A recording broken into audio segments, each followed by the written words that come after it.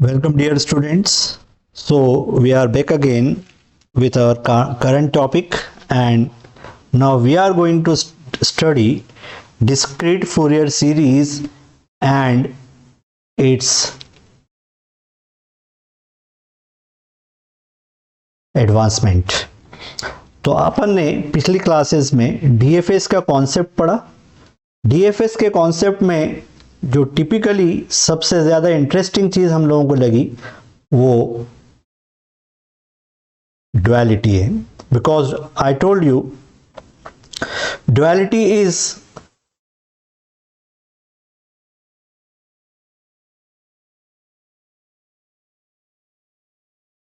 particularly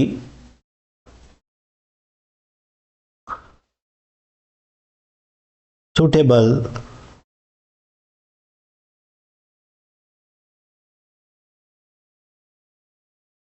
digital computations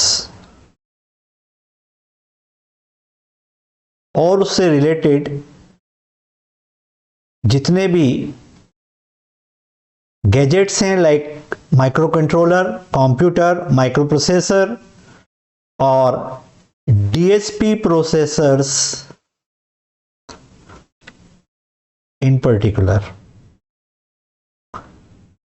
आप देख सकते हैं टेक्सास इंस्ट्रूमेंट्स की साइट पे जाके कि कितने तरह के डीएसपी प्रोसेसर्स ये कंपनी बनाती है।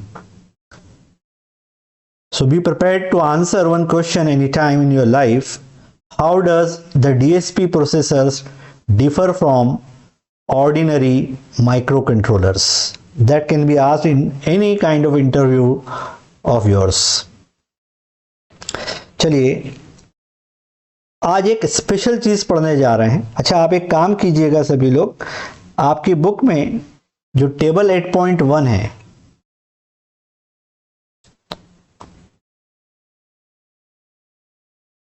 इसको अच्छे से देख लीजिए, इसको रेफर कर लीजिए। इसको रेफर करेंगे तो आपको पता चलेगा कि जितनी भी प्रॉपर्टीज हमने सब पढ़ी है वो सब इस टेबल में बताई है और उसको इसने समराइज कर दिया यहां पे लाके। Now the next topic has to be a bit interesting. आप ध्यान से देखते रहिए। अब हम एक स्पेशल चीज पढ़ने जा रहे हैं, उसको हम टाइटल दे देते हैं और टाइटल हमने दिया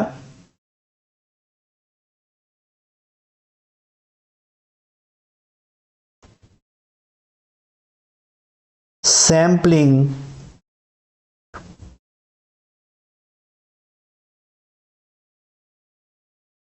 the discrete time Fourier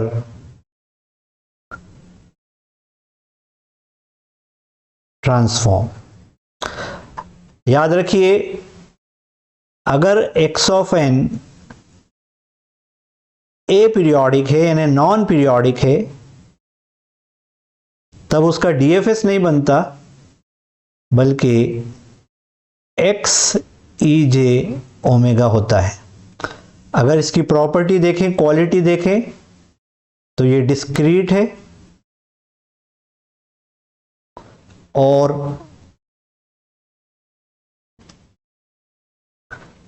A periodic है। और इसको देखें,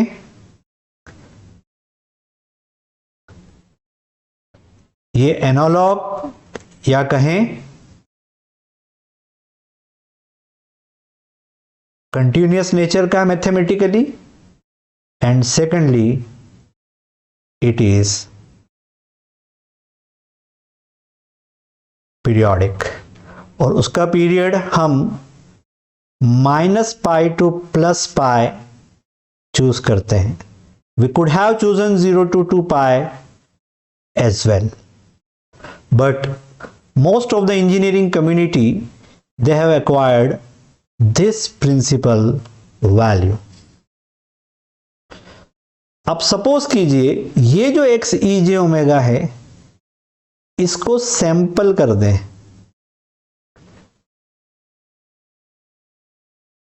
या इसकी सैंपलिंग कर दें। What do mean by that? We took X E J omega और ओमेगा की वैल्यूज को 2 पाई बाय एन के से कन्वर्ट कर दिया by substitution. Here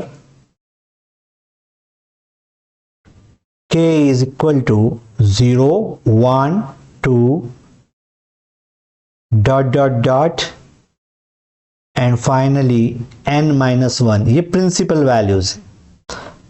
as soon as आप k की वैल्यू n रखेंगे, ये ओमेगा 2 पाई पे चला जाएगा और omega equal to 2 pi is as good as omega equal to 0, that we already know beforehand।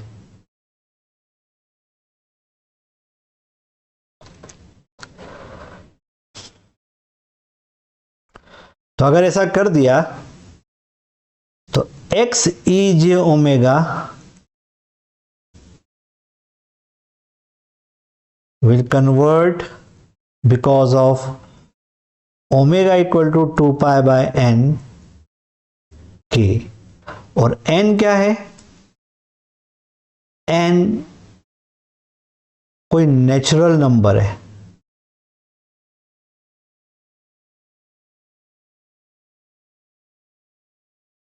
It can be anything 1 2 3 4 5 और एनीथिंग, कुछ भी हो सकता है। और आगे जाके ये n हमारा पीरियड बनेगा, रादर सैंपल पीरियड बनेगा। तो इसको कन्वर्ट करेंगे तो ये मॉडिफाई हो जाएगा x e to the power j 2 pi by n k। और इसको ऐसा बोलने के बजाय हम x ऑफ k का नाम देंगे। और ये by the way by birth periodic होता है, तो ये भी पीरियोडिक होगा। मींस k की value 0 1 2 3 dot dot dot n minus 1 तक जब धरेंगे रखेंगे तो x ऑफ k की यूनिक वैल्यूज मिलेंगी। और k की वैल्यू को n ऑनवर्ड्स बढ़ाएंगे तो हमको ये सारी वैल्यूज रिपीट होती हुई दिखाई देगी, because it is periodic in nature. ये पीरियोडिक है इस कारण। अगर आप इस बात को थोड़ा समझें तो आपको कुछ ऐसा लगेगा as if we have manufactured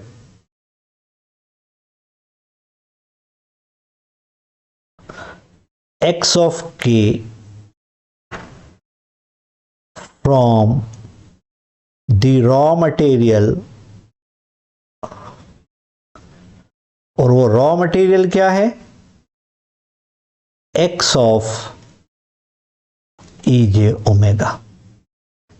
और x of E J omega कहां से मिला था? x ऑफ n से। तो एक नेचुरल क्यूरियोसिटी हमें पैदा होती है कि जब हम x ई जे ओमेगा से x ऑफ k मैन्युफैक्चर करेंगे और अगर हम इसको DFS की तरह ट्रीट करें, क्योंकि ये है भी DFS से मिलता जुलता, और इसका IDFS निकालें तो हमें यहां पर क्या मिलेगा? और जो भी मिलेगा obviously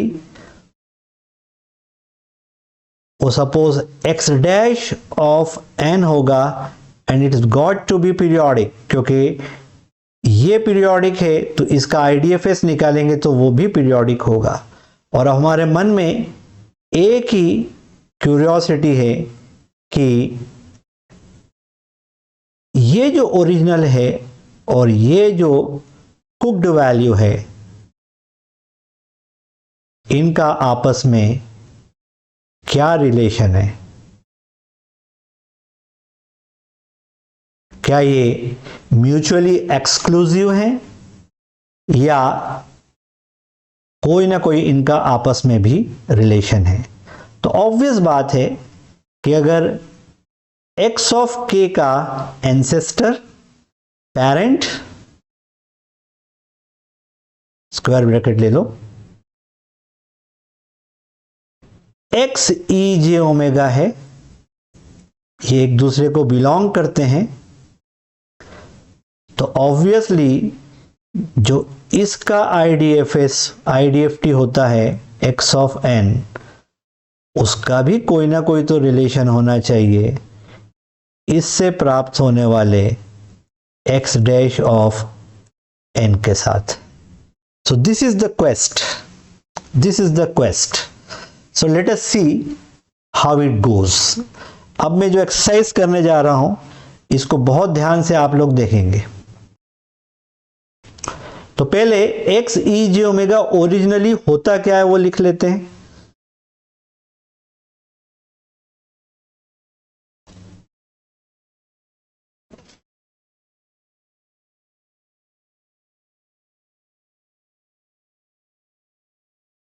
sorry, minus infinity to infinity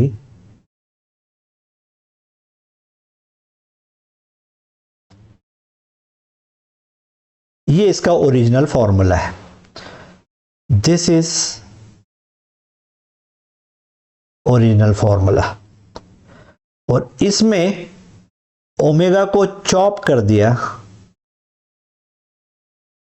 यानी उसको पीसेस में बांट दिया, यानी उसको सैंपल कर दिया। अभी तक तो आप टी को सैंपल करते थे और टी से एंटी बनाते थे सैंपल करके।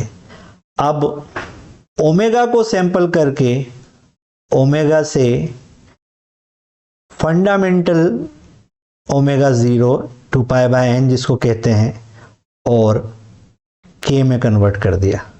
यहाँ पर t का जो रोल था वो टाइम पीरियड था, और ये जो है ये हमारा फंडामेंटल एंगुलर फ्रीक्वेंसी। आप चाहो तो इसको ओमेगा 0 कॉल कर सकते हो। So now what is our journey? हमारी जर्नी क्या है?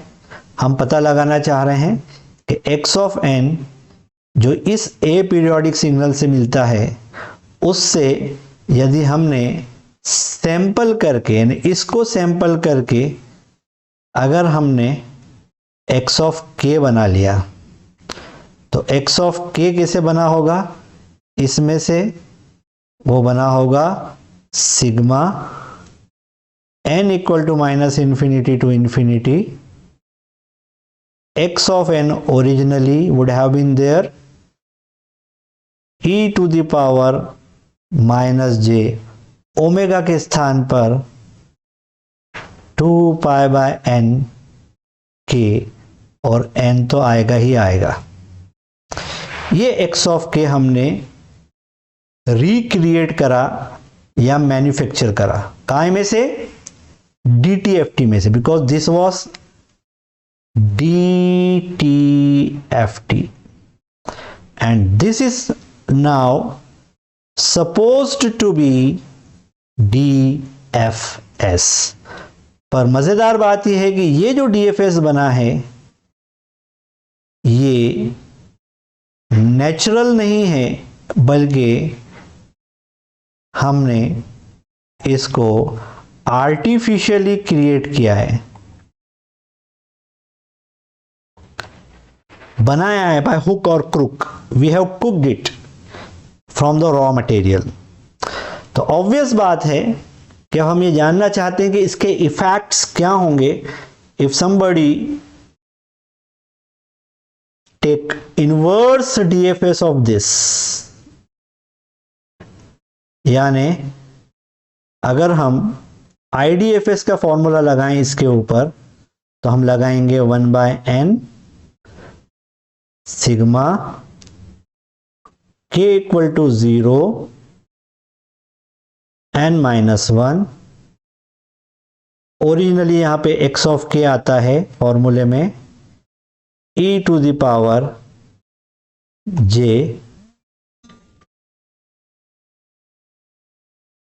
2π/n kn, right? Substituting value of x of k from here इस फॉर्मूले में से, तो जैसे सब्स्टिट्यूट करेंगे हमें मिलेगा 1/n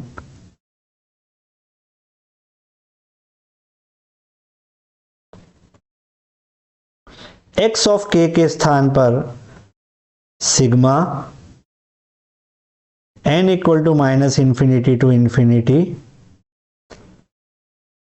x of n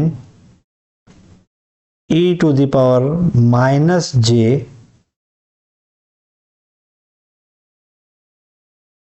by kn, और ये वाली term dot e to the power j 2π/n kn। अब फिर वही बात दोहराएंगे। ये सब करने के बाद अल्टीमेटली हमको कोई x डैश ऑफ n की पुनः प्राप्ति होना चाहिए जो कि पीरियोडिक होना चाहिए, क्योंकि DFS का IDFS पीरियोडिक होता है as per are earlier studies. अब ये जो n है और ये जो n है, क्या ये दोनों सेम है? The answer is no. This n is again local, ये लोकल है, and this n is global, because ये यहां पर भी आएगा बाहर निकल के, और ये n तो अंदर ही खत्म हो जाएगा अल्टीमेटली। तो क्यों ना for the sake of honesty and generality ये जो लोकल वेरिएबल को है कंफ्यूजन खत्म करने के लिए एक नया नाम दे दें। तो हमने इसको लिखा 1/n originally, sigma k is not a problem, और इस ब्रैकेट के अंदर n की जगह m इक्वल टू -∞ to ∞ कर दिया विदाउट एनी डैमेज। इसको x ऑफ m लिख दिया इंडेक्स को e to the power -j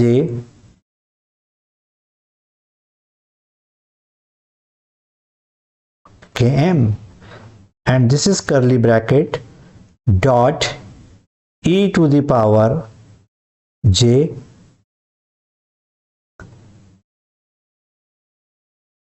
kn। अब हमको कोई शक की निगाह से नहीं देख सकता, बिकॉज हमने किसी तरह की कोई डिसऑनेस्टी नहीं करी है। इस m और इस n में कोई कंफ्यूजन ना हो, तो हमने दोनों को अलग अलग आवरण, अलग अलग कपड़े पहना दिए, दोनों को डिफरेंट अटायर दे दिया। अब चाहें तो थोड़ा सा इसको और एडजस्ट कर लें।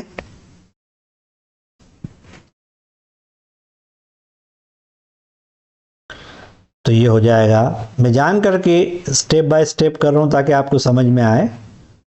Sigma k equal to 0 to n-1, another sigma, आपको मेरी कुछ पिछली बातें याद आ रही होगी, सिग्मा सिग्मा आप पास पास आ गए हैं, जीत का मंत्र याद आ रहा होगा। इन दोनों e को एक दूसरे के साथ कर दिया, तो e to the power j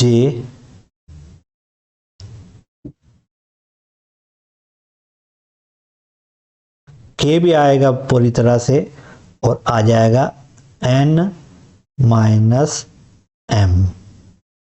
ये बन गया। Now will swap the order of integration और rather order of summation for solution, इन दोनों को बदल देंगे और 1/n को जानबूझकर अंदर ले जाएंगे, हालांकि हम उसको चाहते तो बाहर रख सकते थे। तो बन जाएगा अंदर वाला सिग्मा बाहर आया, उसके साथ चिपक कर x ऑफ m बाहर आया।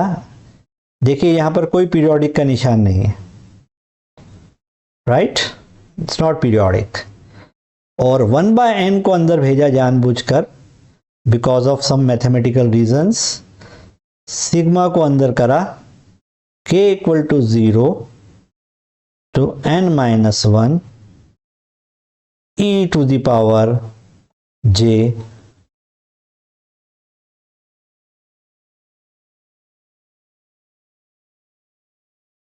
ये बन गया, राइट। देखते जाइए क्या होता है। ये जो ब्रैकेट में आया, इसको हम क्या करते हैं, इसको साइड में लेके जाते हैं एक तरफ, और इसको सेपरेटली सॉल्व करते हैं, और सॉल्व करके वापस इसकी वैल्यू यहां लेके रख देंगे।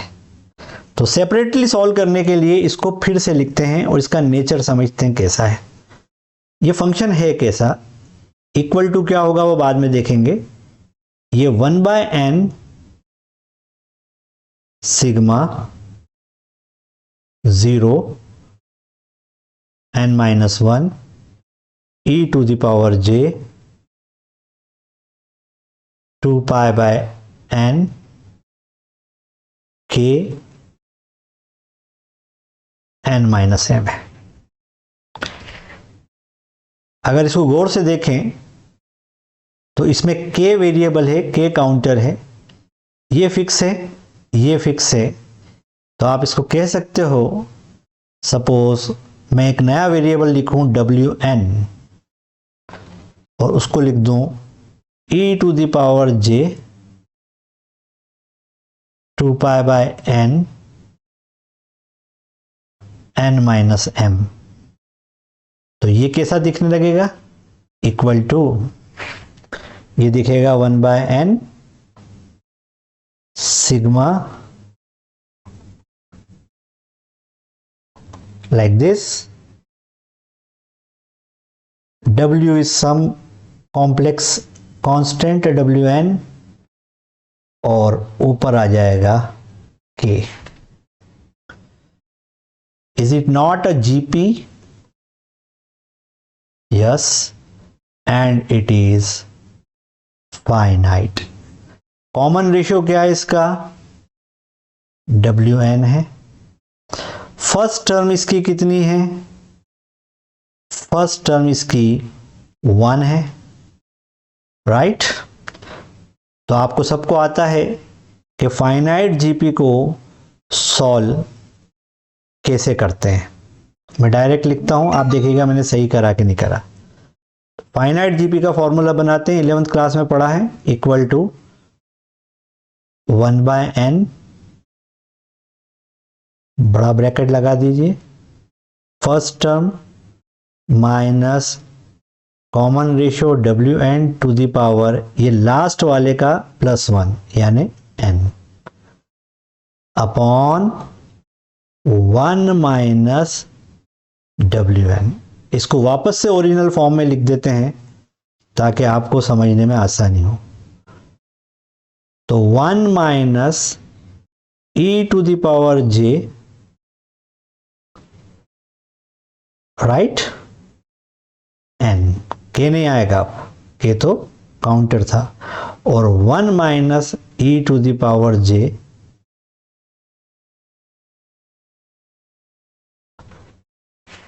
Am I right or not? Of course n-m भी आएगा यहाँ, j 2π/n और छोटा n-m, ये आएगा। एग्रीड? अब समझिएगा बात को।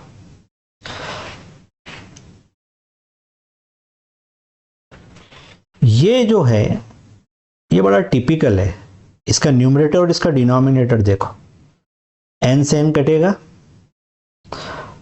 और n माइनस m चाहे जो हो जाए हमेशा इंटीजर होगा।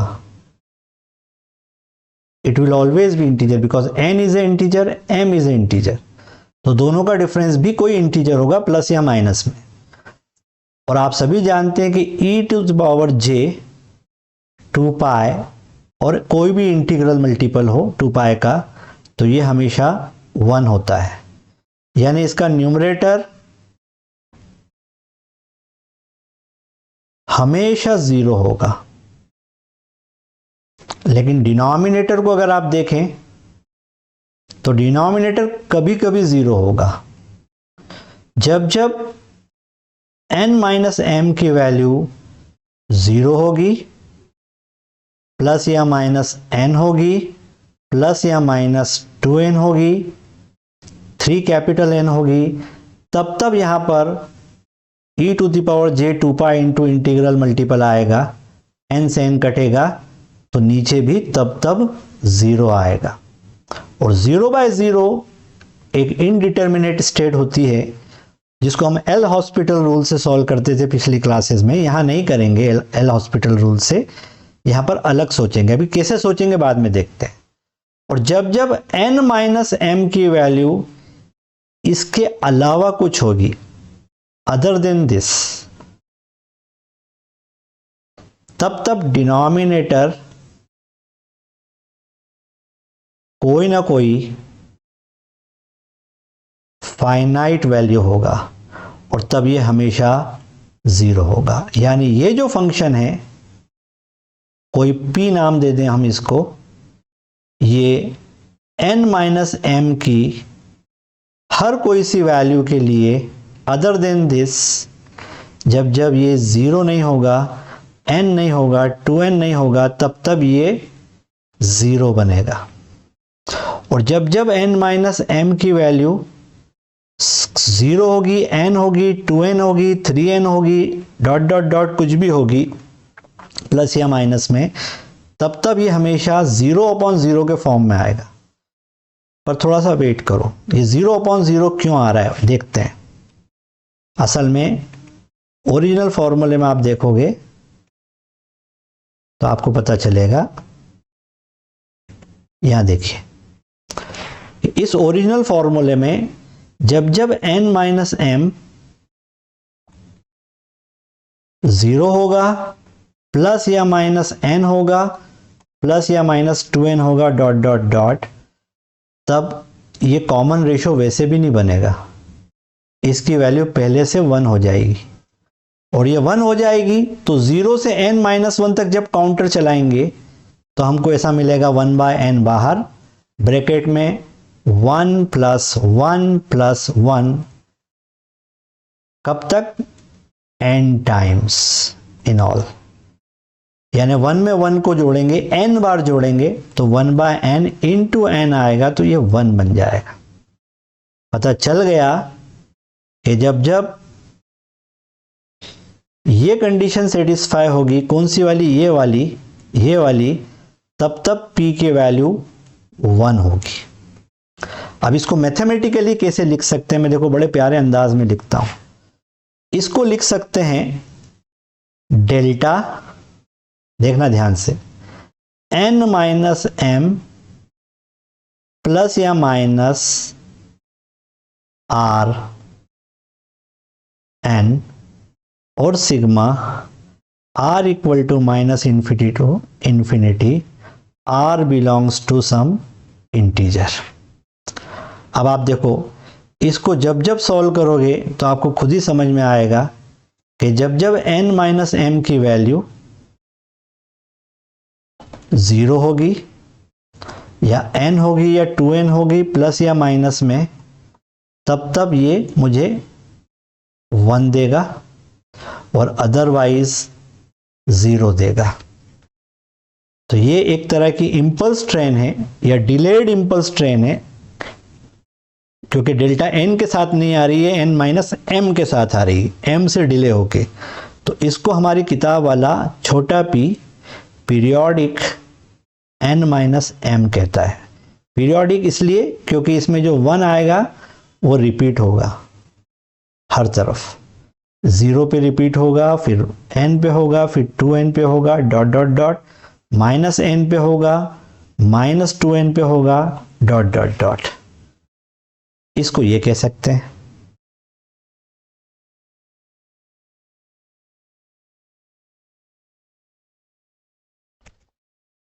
अब जहां से इसको हटाया था वहीं लेके चलते हैं।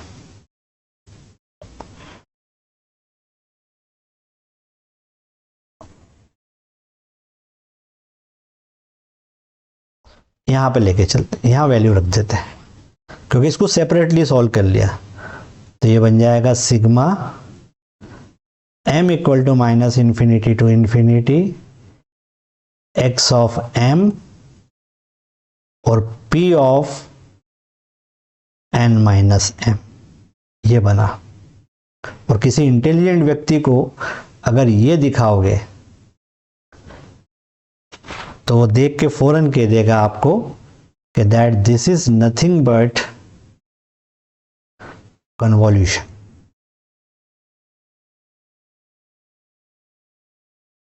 यही तो कन्वॉल्यूशन किसका, x ऑफ, यहां पे एक्चुअली पीरियोडिक नहीं था ये, यहां पे ओरिजिनल देखो ये पीरियोडिक नहीं है, x ऑफ m का कन्वॉल्यूशन है नॉर्मल वाला p ऑफ n के साथ, या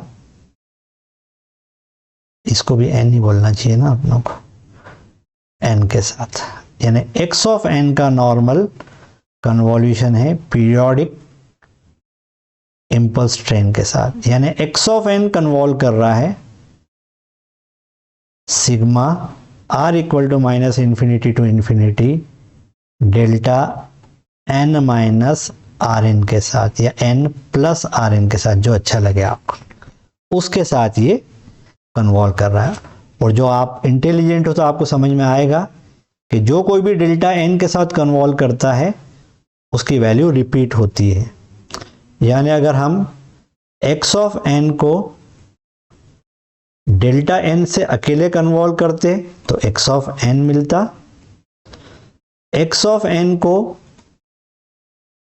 डेल्टा n माइनस n से कन्वॉल्व करते तो x of n minus n मिलता, x ऑफ n को कन्वॉल्यूशन कराते for example delta n plus n के साथ एडवांस करके तो x of n plus n मिलता। अब आपको समझ में आ जाना चाहिए कि जब ये वाला x ऑफ n इस पूरी ट्रेन के साथ कन्वॉल्व करेगा तो कभी डेल्टा n से कन्वॉल्व करेगा, कभी डेल्टा n माइनस n से करेगा, डेल्टा n माइनस 2n से करेगा, डॉट डॉट डॉट दोनों तरफ। तो अल्टीमेटली मुझे क्या मिलेगा, मुझे x ऑफ n अकेला ना मिलते हुए बहुत सारे x ऑफ n मिलेंगे।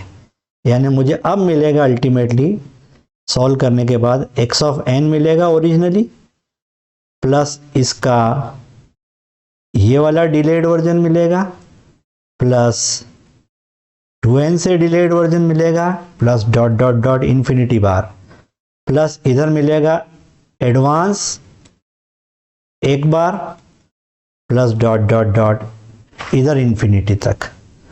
ये जो कुछ भी मैंने लिखा इसको मैं ऐसे भी लिख सकता हूं, sigma r equal to -infinity to infinity x of n minus R M. और मत बोलो ये कहां से निकाल के लाए हैं, मैं इसको छोटा करके दिखाता हूं, ये कहां से निकाल के लाए हैं, इसको यहां से निकाल के लाए हैं। ये ultimately this is nothing but x dash of this. यानी क्या सिद्ध हो गया, मैं समराइज कर देता हूं।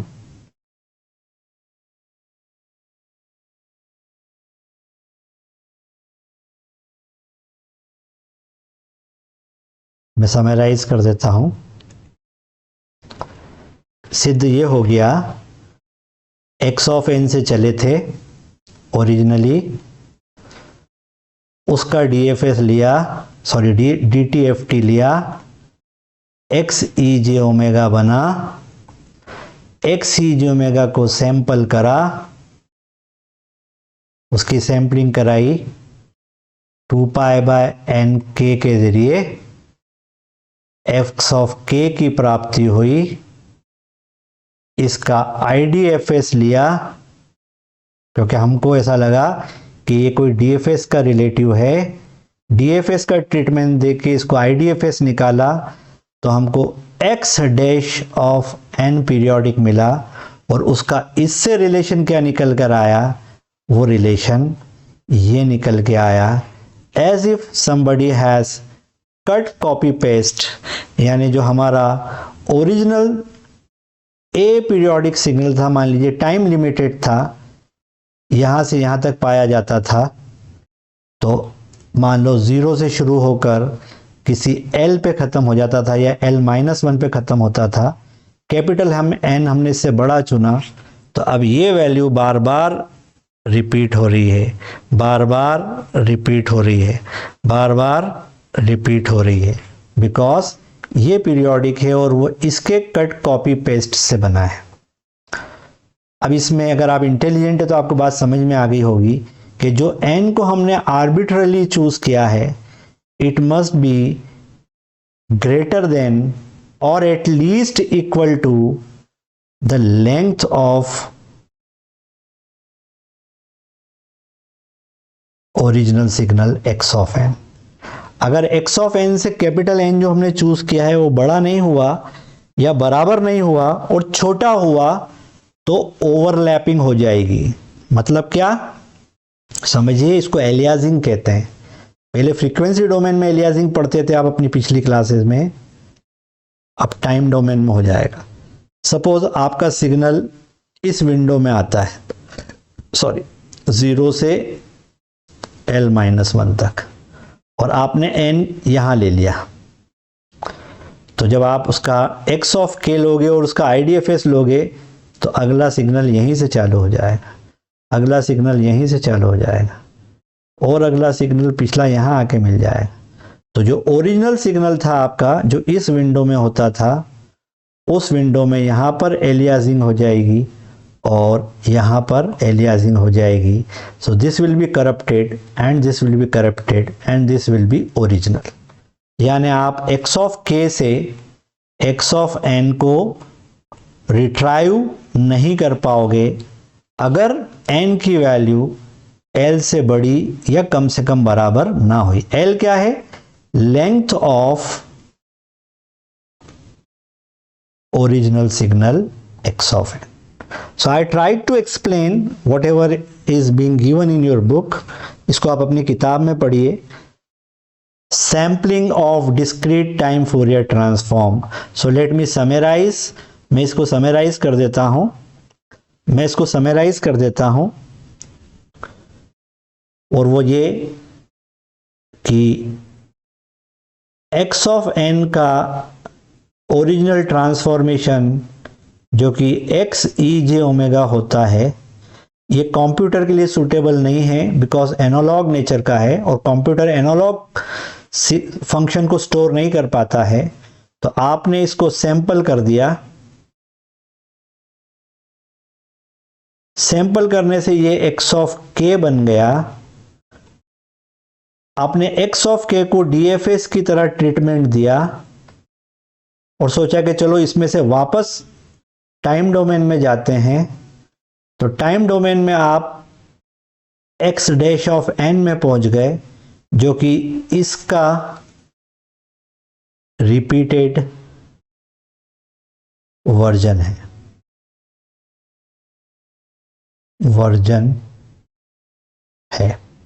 यानी x dash of n which is bound to be periodic is created from by this formula x of n minus Rn। ये n हमारे हाथ में है, we have arbitrarily chosen it। Suppose L की वैल्यू 8 थी तो n की value या तो 8 हो या 8 से बड़ी हो। अगर छोटी हुई तो जो यहाँ से आप एक पीरियड निकालने की कोशिश करोगे L-1 में जाके इसमें से, क्योंकि x of n is equal to x dash of n, कब? when n is greater than और इक्वल टू 0, लेस देन और इक्वल टू n-1। तो अगर आप चाहते हैं कि इस मैन्युफैक्चर्ड सिग्नल में से वापस ओरिजिनल सिग्नल विड्रॉ कर सकें, तो आपको एक वादा करना होगा अपने आप से कि आपने जो सैम्पलिंग पीरियड लिया है कैपिटल N, वो length of the original signal से बड़ा या बराबर होना चाहिए। अब मैं जानता हूं आपके दिमाग में ये थॉट आया होगा कि अगर x of n unlimited time का हुआ, यानी इन्फिनिटी तक जाता है, तो क्या होगा? अगर वो इन्फिनिटी तक जाता है तब ये टेक्निक काम नहीं करेगी। जैसे आप कम्युनिकेशन में पढ़ते थे कि जो बैंड अनलिमिटेड सिग्नल्स होते हैं, हम उनके लिए जब मॉड्यूलेशन कराते हैं तो हमको बहुत दिक्कतें आती है, बिकॉज एलियाजिंग होती है, एलियाजिंग होने लगती है। क्योंकि टाइम डोमेन में जब सैम्पलिंग करते हैं और अगर उसका नाइक्विस्ट क्राइटेरिया फॉलो नहीं करते तो फ्रीक्वेंसी डोमेन में एलियाजिंग होती है। और एलियाजिंग को अवॉइड करना है तो नाइक्विस्ट का क्राइटेरिया फॉलो करो। क्या बोल रहा हूं समझो, x ऑफ t को सैंपल करके अगर x ऑफ nt बनाया एनालॉग टू डिजिटल कन्वर्टर के द्वारा, तो इसका जो x ऑफ j ओमेगा होता है वो यहां पर रिपीट हो जाता है, यानी पीरियोडिक बन जाता है वो। उसमें भी यही चीजें होती है। और इसमें एलियाजिंग हटाना है तो ये सिग्नल बैंड लिमिटेड होना चाहिए। क्या होना चाहिए? बैंड लिमिटेड होना चाहिए। अगर ये बैंड अनलिमिटेड है तो आप नाइक्विस्ट क्राइटेरिया के लिए जो फ्रीक्वेंसी ऑफ सैम्पलिंग है वो आपको इन्फिनिटी लेना पड़ेगी, जो कि पॉसिबल आपके लिए नहीं है। नाइक्विस्ट क्राइटेरिया कहता है कि Nyquist sampling frequency must be at least greater than और equal to 2 times the maximum frequency in your signal. अगर ये क्राइटेरिया फॉलो नहीं हुआ तो ओरिजिनल सिग्नल जब इसमें से आप DAC के द्वारा वापस से ओरिजिनल सिग्नल जब प्राप्त करोगे x डैश ऑफ t के रूप में, तो आपको नहीं मिलेगा। And therefore Nyquist criteria is not an option, rather it's a compulsion। वो करना ही पड़ेगा। तो वहां पर हम फ्रीक्वेंसी डोमेन में एलियाजिंग देखते थे, अभी हमने टाइम डोमेन में एलियाजिंग देखी है। I hope you have got this. अगर आपने ये चीज़ अच्छे से समझ ली है तो अभी हम यहाँ इसको रुकते हैं। मैं आपसे फिर इसके आगे की बातचीत बताने के लिए फिर हाजिर होऊंगा। Thank you very much.